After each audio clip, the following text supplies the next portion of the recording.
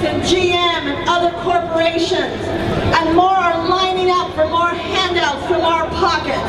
I think it's really ridiculous that we're still in Iraq and Afghanistan, and I think it's another lie from the administration that we're taking the troops home when we're really just sending them to Afghanistan. I think that we're bullies, and I think that it's become extremely apparent that we manipulate other countries and use them for what we need and then forget about them. And you know, we say we're saving the Iraqis and we're saving the Afghanis, but we don't do anything when the Sudanese are being killed. We don't do anything when the Palestinians are being killed. And I think it's finally coming out in the open that the true nature of the American government. And I'm ready for America to start leading the way in justice, socially, environmentally, and politically.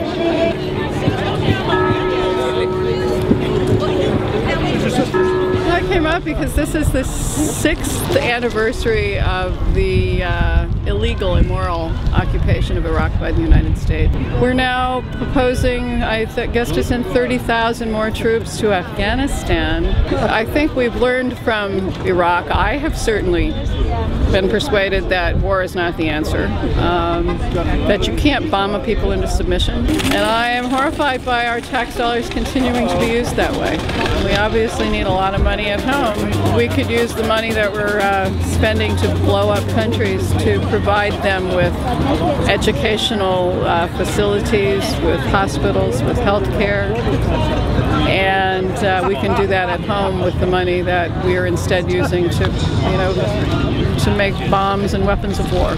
Somehow we have $500 million a day to spend on Iraq and $100 million a day to spend on occupying Afghanistan. I'm not listening to people that say we have no money, we're broke. First we tear it down, $1 million a bomb, and then we pay Americans to build it back up. So that's why my hair is cut like this, because it's totally crazy. Here we are bombing the hell out of people. This is my bombing the hell out of people side. I'm trying to challenge the privilege we have in this country. We're bombing the hell out of people and life goes on as usual. This is my life goes on as usual. I have not had long hair in 30 years.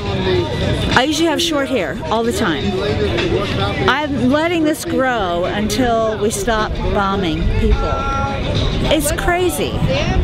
I think it's fucking stupid. I think it presents us with an opportunity to attack the fight against the safety net and this, imperialism at the same time. We got the home front against working class and poor folks, all of us, and we got this war on other foreign countries, and none of that's doing us any good, and the government obviously doesn't operate in our interests, and we have a huge opportunity to unite people who still care about so-called American values, like democracy. We don't have that. Let's go get it. I came out to the protest really just to show my enthusiasm to bring about peace, because I feel that even though Obama won the election, America's pretty much forgotten about the war, and I think that still coming out and still waving our flags and showing our signs show that people still care that we're at war, we're still spending money for war, and that in these economic times we really need the money here in America and need our troops back home. Food, clothes, shelter, education, job, peace, freedom, basic freedoms. Everybody hates their boss, everybody's sick of working 8 hours a day for nothing. Nobody can retire now, we got no health care, shitty schools. I think that, all that money is going to go into things that aren't going to help the educate. I hope. I'm going to try to be hopeful. All the times when wasn't so hopeful. Actually Obama's saying some stuff. Hey, I'm going to try to be hopeful. I hope he gives some money to schools and the kids and stops this war. Like we need something like that in the world, or we're going to destroy the world. It's not up to Obama to end this war in Iraq. It's up to us, the people of this country.